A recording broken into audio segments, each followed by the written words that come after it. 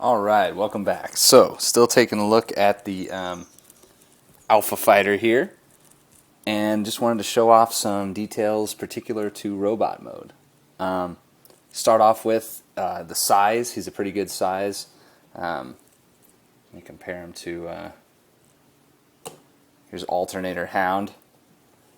So you can see he's, he's definitely bigger than like what they would call a deluxe in Transformers, but only by a hair. He's a little smaller than an Alternator. Scale size, here's his pilot, which he's in a sitting posture, but it still gives you some kind of an idea for how big the mecha would be compared to, compared to a normal human. So there's a nice little scale reference. He does come with a set of fists.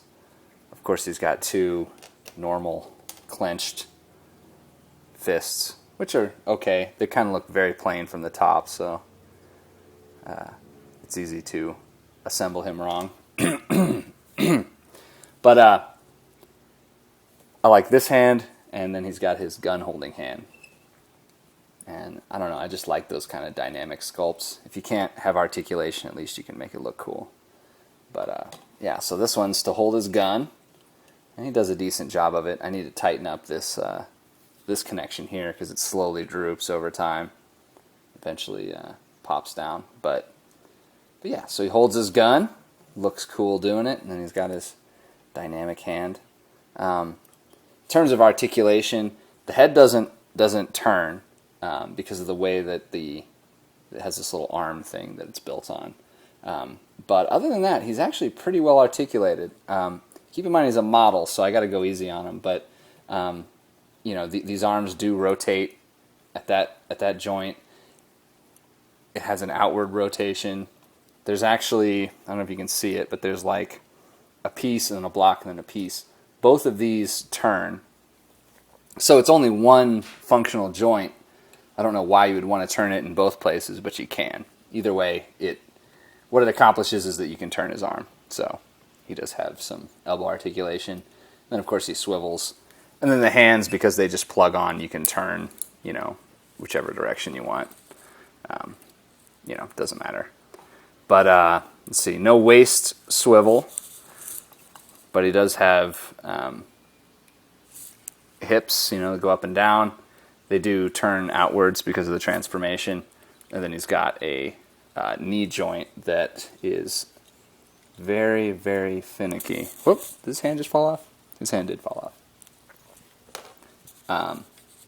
It's very finicky, and as you can see, there's not a lot of tolerance, so it really doesn't turn that much at all.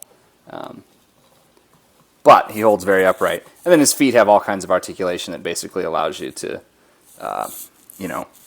close them or open them so that way he can stand at different postures. Let me fix his hand here.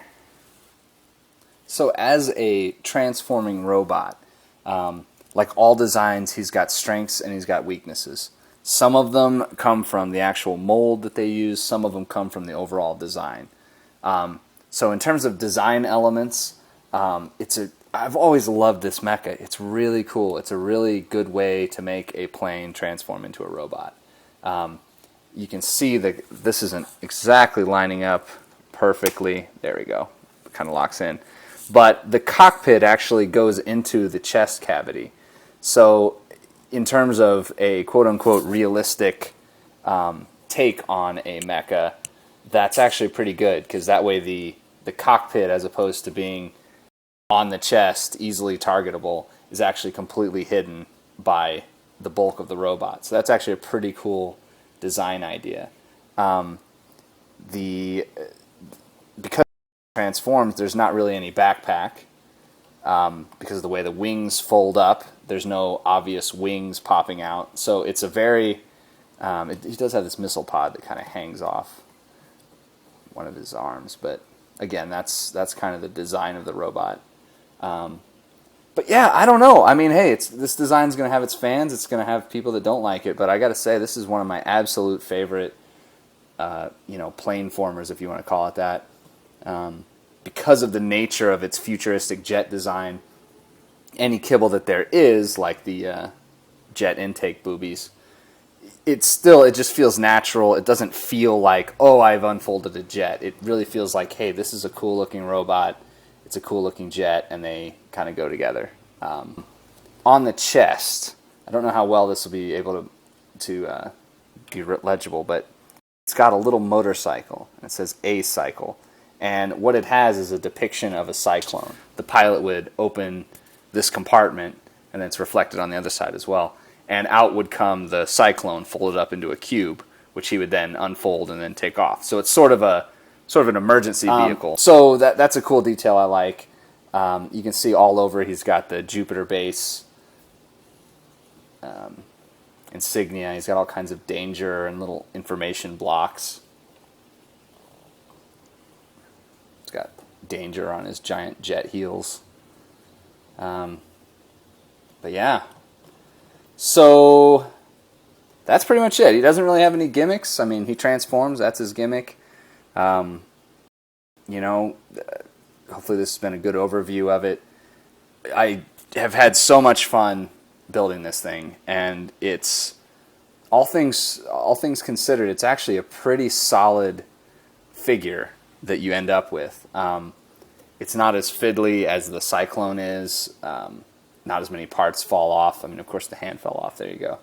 Probably will again now that I'm talking about it. But it's really solid. It feels really solid. All the joints are very nice. It has good poly caps, and it's fun. I don't know what to say. I don't want to just gush on this thing because it's not like it's my craftsmanship that made it amazing. I mean, the model itself is incredible, and that's what I really want to highlight. That you know, in '83 or whenever it was that they designed this thing, they did a killer job. I mean, I build Gundams and stuff, and they are awesome. Don't get me wrong. I'm not trying to turn this into a Transformers versus Gundam thing or whatever, but there's just something to the way that this turns into a jet so successfully that makes the robot mode pay off even more. And I guess that's one of the things I like about all transforming robots is that intersection between a cool robot and a cool alt mode. But anyway, so here he is. Hopefully you've enjoyed, and I have very much enjoyed building it. Certainly if anybody gets a hold of these kits, build away, have fun. This one's also a lot easier because the pieces are individual, so there was very little masking that I had to do. Like I had to mask here for this is all one piece, so I had to mask to make this red and this white. The head, I had to do a lot of masking. That was a pain in the ass. But other than that, most of the parts you can just spray and put on. Oh, the chest, this whole chest unit is one thing, so I had to mask it to get the red and the white separated. Okay, anyway, this has gone on long enough. Thanks for watching. Take care. Hopefully you've enjoyed this look at the Leader-1 GoBot model. And yeah, thanks for watching. Take it easy.